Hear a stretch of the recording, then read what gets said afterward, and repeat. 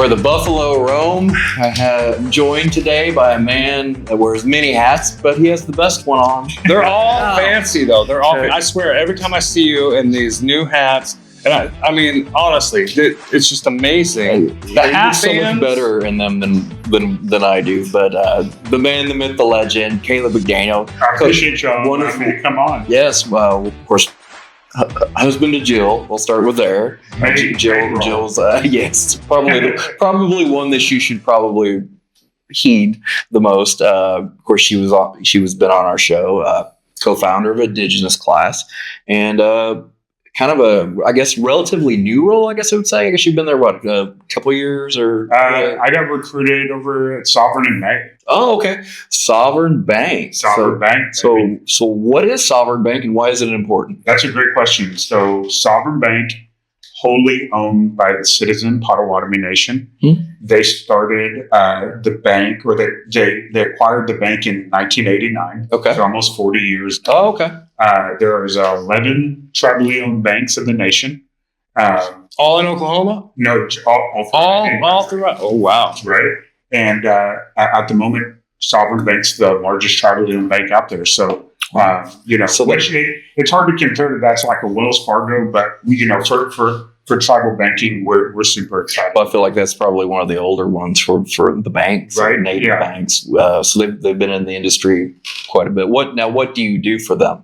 I am our tribal gaming president. Oh, okay. For our tribal banking department. What does that entail exactly? Yeah, so I help tribes do all type of projects they'd like to do at the casino, help finance games. The cost of games has risen so much. 20 years ago, you could buy a slot machine for $5,000. Now it's $30,000. If you got if you've got a casino floor of 3,000 and you need to buy 10%, 15% a year, it can get kind of. I'm not good with math. That's a lot of capital. That's a lot of capital to start up with. And right now, the traditional ways of purchasing new games is, all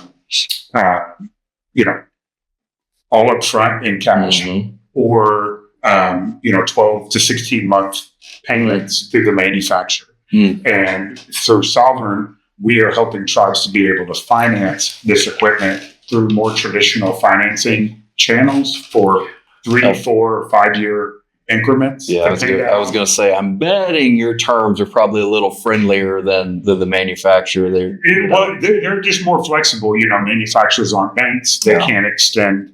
They're wanting their capital back for what they built. With the inflated pricing of this equipment, it's time to go to a more traditional finance route. Well, I can't think of a better role for you. I mean, many people may not know. I imagine most do, though, that your extensive experience in gaming. I've been in gaming for a while. Been to almost every right? No. Shoot, That's old. Been to almost every reservation west of Mississippi.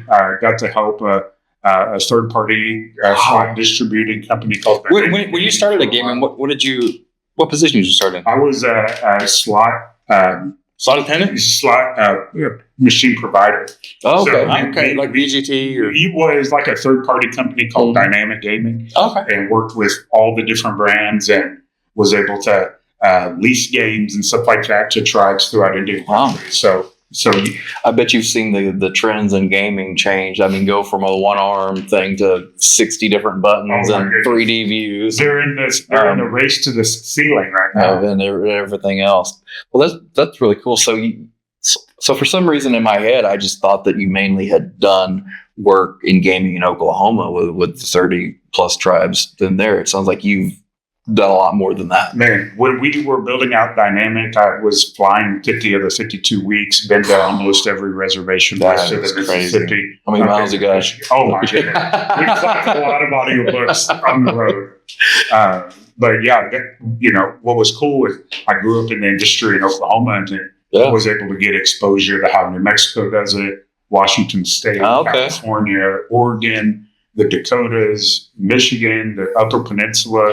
Shout out Bay Mills. There you go.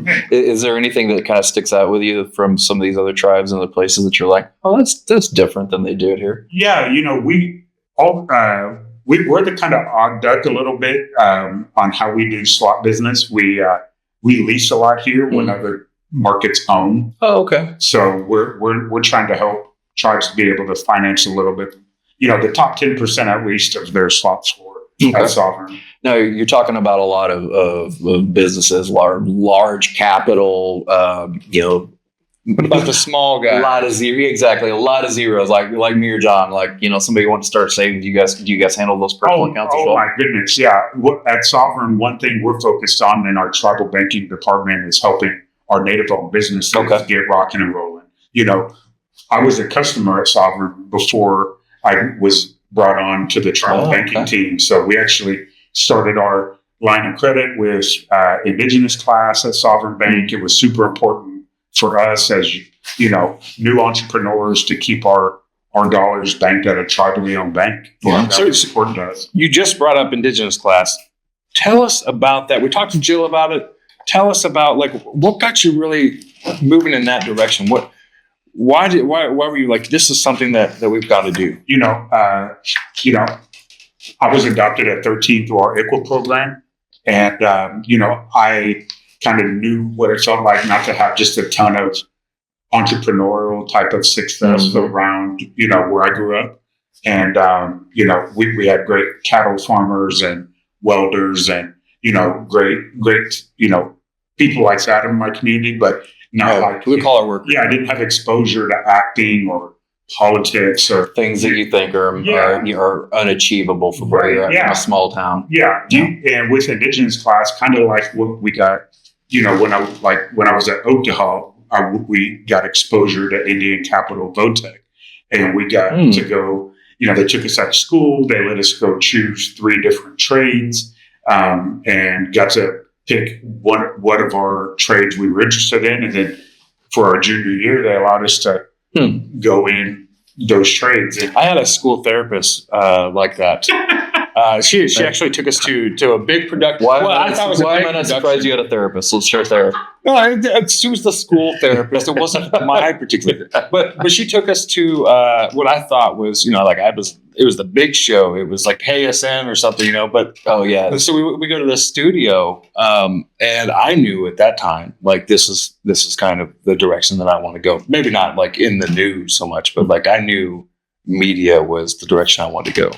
So that's amazing that, you talk about Votech having just the blue collar stuff, right? Yeah. There's nothing that offers another way out or another avenue. And what's cool is on Indigenous class, we've got Dakota Wapakichi, which is he's a First Native news field reporter for KOCO in Oklahoma City. Wow. And then he just got promoted to the desk as the news anchor. And, he's Kickapoo absentee Shawnee guy. And you can take his Indigenous class on the platform. And, wow. I know what I'm doing. Right. So entertainment, politics, sports, gaming, you got a little bit of everything.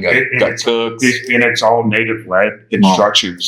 And so that's that starts as low as $9.99 a month. You're giving that. How are you making money on that thing? You gotta be.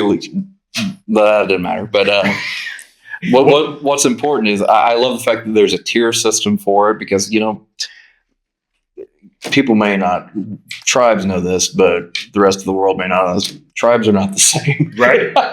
One size does not fit all, no matter what politicians think or say. Well, the thing is we sell bulk subscriptions to tribal nations for their citizens. That's what really helps our filming keep churning. But giving these young people exposure to career access people. Everybody on the Indigenous class platform is a keynote speaker or a panelist. And usually we're sending all of these people from the casinos to these conferences, but the people that really need that information are back home on the res, right? That are our youth or aspiring. Even if you do end up in one of those classes at one of those events, it's not relatable. at least going into it, you assume that person has always been that person was born, walked out, and then walked onto stage. That is that person. Right. You don't understand how they got to that point, how they've had to pivot, The struggles that they've had. you know, the very relatable human, you know, mistakes that we all make, the turns, the twists, all that you can go, oh, like, you know, that to me is so important. I have a the chance. fact that yes, because I think, you know, when I went to school, it was like go work at the tire factory. Yeah, when you're done. yeah. Well, and that was, I mean, that was like we both went to Quapaw for a little while, and Quapaw, there is no college opportunities. Like you're not, you know, it's just not there. When I was, this might be telling. No, I like it. I like when I was in going. school, there was a lot of dropouts that were happening. Yeah. Because those kids were going to the Burgraft Hire and the places like that where, you know, that's just what their dad had worked there, their grandpa had worked there. That was their life. That was I think we started out with 50 in our class, and by the time we graduated, it was like 27, 28. But Yeah. by those numbers, somebody ended up atop. Well, what's interesting is my dad, Jeff McDaniel, the guy that raised me, always said everybody likes to sit by the fire, nobody likes to chop wood. Yeah. And for native citizens, we've got to not only chop wood for ourselves, but then that also heats our family, but then that also heats the tribe. You know, so, you know, that's why we wanted to do Indigenous class, to give that exposure. Well, and it sounds like you're taking that one step further with Sovereign Bank, you know, especially, you know, kind of the importance of starting that savings, starting that investing for your kids, and stuff that all of us from small towns and native communities go, you know, we never thought of that stuff. We never thought about saving for our kids. We thought about saving for 2 weeks until the next check came. My parents opened up a bank account for me at a local bank, and I had that bank account forever. Yeah. And, you know, when Jill and I wanted to start Indigenous class, we were like, we're going to a tribally owned bank. Yeah. You know, our tribal banking team are rock stars. We've got Miss Deb Lindsay. We've got Stacy Beach. We've got Miss Jordan Adams. We've got Trey, our director of Treasury Services, for everything tribal services on the dollars and money side, and we've also got Brian Dave. I mean, we've got a full tribal banking team for everything banking needs related. If it's Native individuals or tribally owned businesses. Sounds like we need to start some accounts. Right? Yeah. Well, one of that's where Sovereign Bank, is there any kind of trends that you see, or your people, something you'd be like, keep your eye on this in the next 12 to 16 months, anything like that? Here's we got a governor that's going out, right? Got a new one coming in. Does that play any effect on it?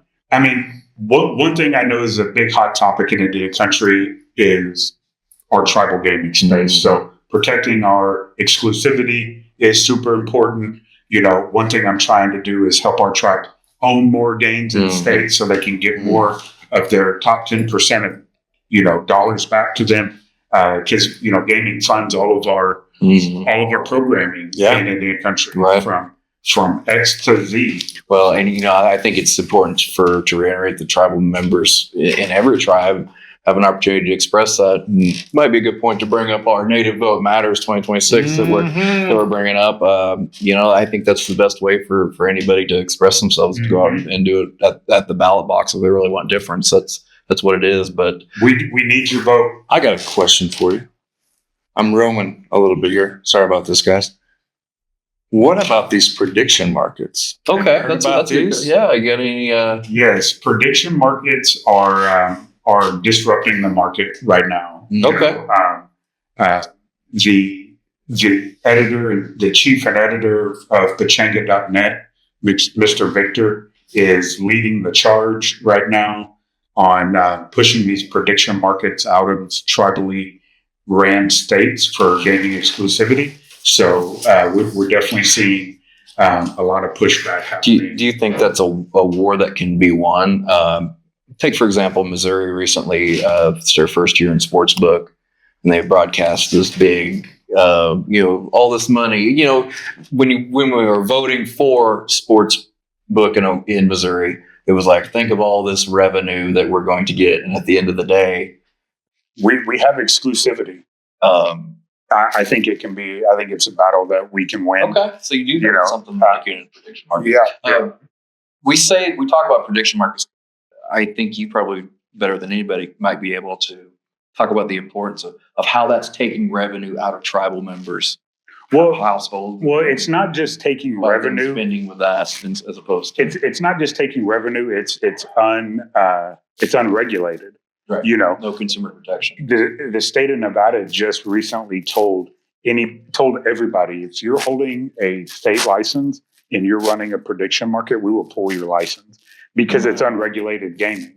Like in tribal gaming, we get regulated by self-governance, gaming commission, state auditors, the feds. We're regulated 5 times. These prediction markets, there's no regulation. You know, you have the same argument with VLTs too, because across the street at Downstream Casino Resort, you know, somebody wins a jackpot and they don't pay it over there.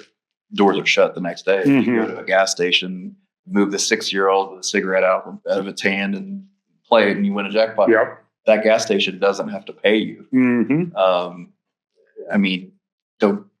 How is it not fair that they're not subject to the same regulations and talk about the fair playing field of consumer protection and security that everyone else is? Yeah, it's interesting. You know, they're running a lot of these prediction markets as a semi sports book in places that tribal hasn't agreed upon sports books yet.